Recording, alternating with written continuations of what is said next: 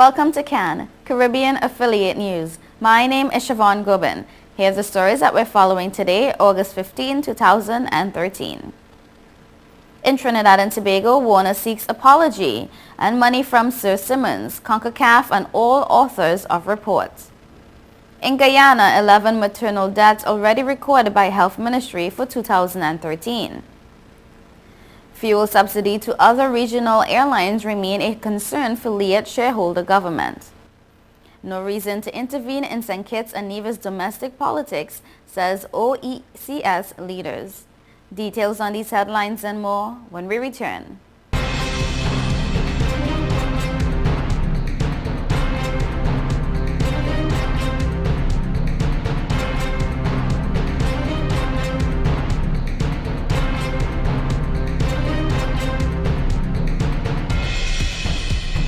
Hey, excuse me, if you see me smiling, that's 'cause I'm chilling on Total Caribbean Network.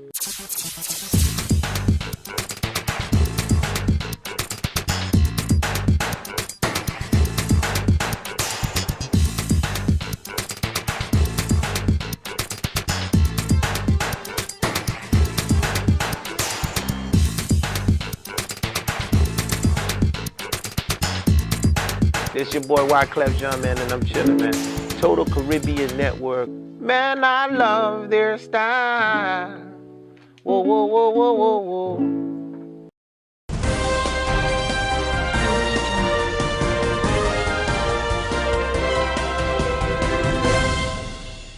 Welcome back to CAN, Caribbean Affiliate News. My name is Siobhan Gobin. This segment of the news is sponsored by Total Caribbean Network. In Trinidad and Tobago, Independent Liberal Party interim leader Jack Warner yesterday carried out on his earlier threat by sending a pre-action protocol letter to the Confederation of North Central American and Caribbean Association Football, Sir David Simmons, and all the authors of a report which alleged Warner was involved in financial wrongdoing during his tenure at the regional football body. Warner is demanding an apology and withdrawal to be published internationally within 28 days and damages and costs. If CONCACAF and Simmons did not withdraw the allegations against Warner and apologize, he would begin court proceedings against them, the letter warned. Warner yesterday told the TNT Guardian he did not expect CONCACAF to settle via withdrawal, apology and damages and costs. And I quote, "I expect a fight. But I am doing all that is legally right on the instruction of QC Mitchell. What he says, I will do," he said. Warner added that for who believe, no further explanation is necessary, and for those who don't believe, no further explanation is possible. He said he had been waiting until after the Chaguanas West by-election to deal with the matter because he did not want it to be viewed as an election ploy to gain sympathy. Simmons headed the CONCACAF Integrity Committee, which produced a damning report last April 18th on Warner, former FIFA Vice President and CONCACAF President. The report came after the committee interviewed several CONCACAF officials, but Warner refused to appear before it to answer allegations made against him. The pre-action letter was sent yesterday from Warner's local attorney, Keith Scotland, to Simmons at the address of the Caribbean Court of Justice, Port of Spain, where Simmons sits as chairman of the Commission of Inquiry into the 1990 attempted coup. A copy of the letter was also sent to the president of CONCACAF. Scotland and a team of attorneys are acting on the guidance of Andrew Mitchell, Scotland said in the letter, and I quote, "As a consequence of the said damning, unjustifiable, reckless, and clearly libelous statements published in the local, regional, and international media and on the World Wide Web, my client's good name and reputation has been and continues to be damaged."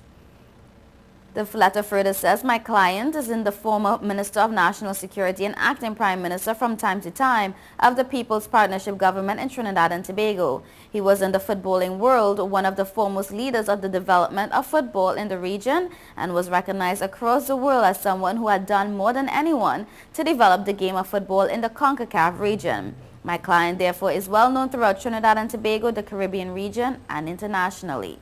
Scotland said an immediate withdrawal and apology, the terms of which to be settled by Warner's legal team, will serve to mitigate the damage his client was suffering.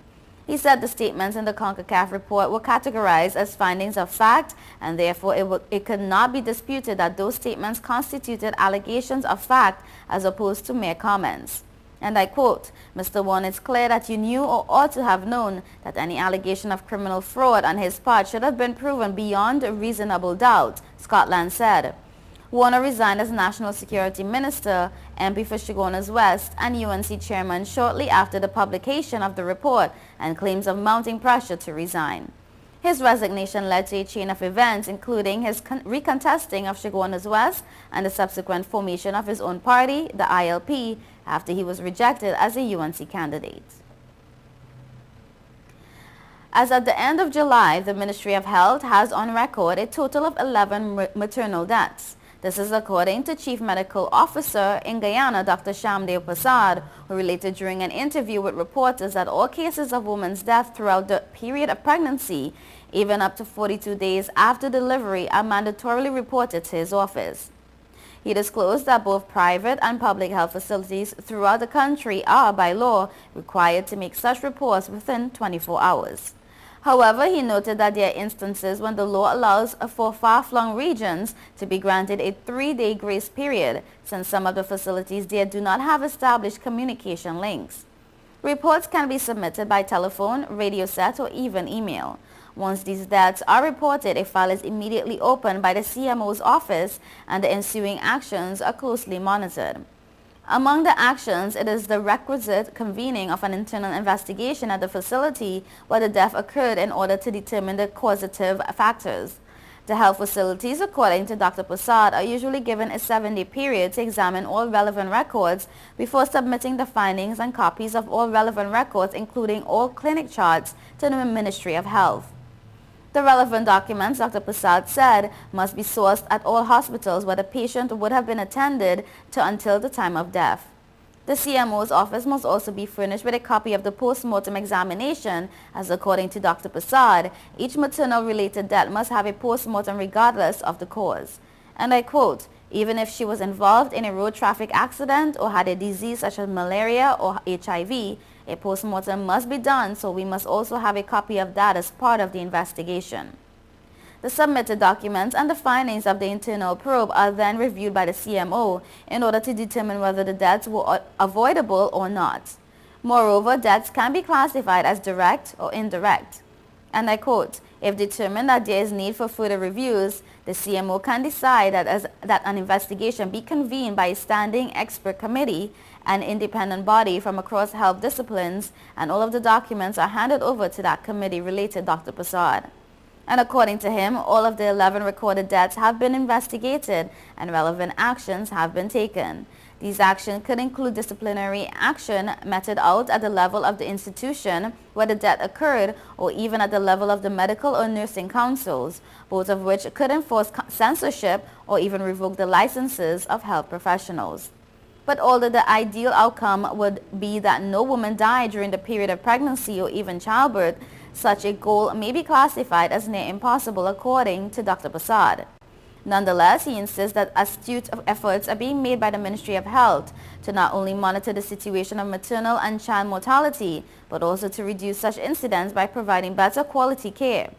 According to him, there is no eluding the fact that there is some risk involved in the childbearing scenario, especially given the change of the social demographic, whereby more women are now opting to be educated and delay becoming pregnant. This development has resulted in an annual 5 to 10% increase of older mothers. A notable challenge in the older mothers Dr. Prasad disclosed is that of lifestyle diseases such as diabetes and hypertension that could develop. This, however, does not change the fact that there are at times equal, if not greater, challenges faced by younger mothers.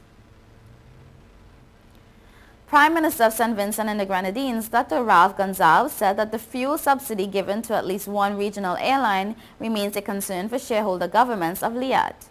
Gonsalves, who is chairman of that grouping, said that the matter has to be dealt with so that everyone is operating on equal footing. He made the comments while making an address during a ceremony held at the Caribbean Development Bank, where loan agreements totaling $65 million were signed by the 4 stakeholder governments to finance Liat's fleet modernization project. While not going into detail about the subsidy issue, Gonzalez said that the matter was becoming detrimental, not only to Liel but to other airlines servicing the region.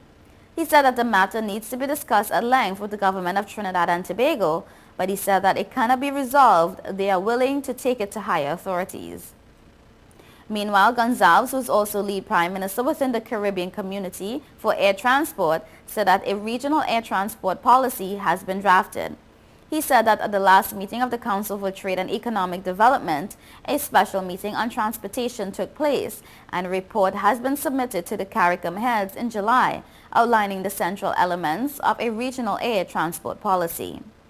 He said that the main challenge with following through with the policy is getting the buy-in of the relevant stakeholders, as CARICOM cannot make decisions for individual airlines. Another Caribbean leader says there is no reason to intervene in the domestic politics in the Federation of St. Kitts and Nevis. Hours after the Prime Minister of St. Vincent and Grenadines, Dr. Ralph Gonsalves, said there is no reason for the Organization of Eastern Caribbean States, the Caribbean Community, and international organizations to intervene in what is a domestic political issue in St. Kitts and Nevis. The Prime Minister of Antigua and Barbuda, Dr. Baldwin Spencer, sided with the Vincentian leader.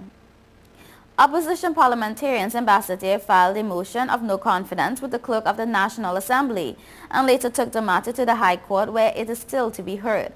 CMC News reported that the Antigua and Barbuda Prime Minister said, while one may be sympathetic to the issues, both groupings must carefully measure to what extent they can get involved in what he called domestic affairs. On Monday, it was reported Gonzalez as saying, while he has some concerns about the situation, there is no reason for the CARICOM and the OECS to get involved in an issue the opposition has compounded. Gonzalez said although the political situation in the Twin Island Federation is worrying, he says it is a political question that ought to be resolved politically. The outspoken Caribbean leaders also took on the opposition's argument on the legitimacy of the government and did not mince words as he suggested that the disgruntled MPs, Dr. Timothy Harris and Sam Kondo, are not approaching this issue with clean hands. You're watching Caribbean Affiliate News. We will be right back.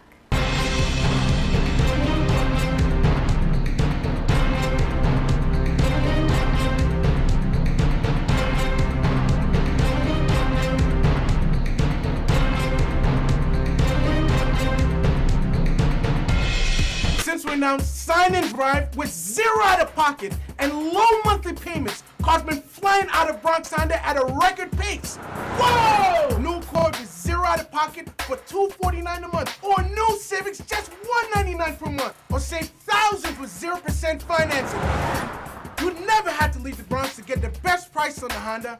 Bronx Honda guarantees the lowest price in the Bronx. Bronx Honda, East Tremont Avenue. Visit BronxHonda.com.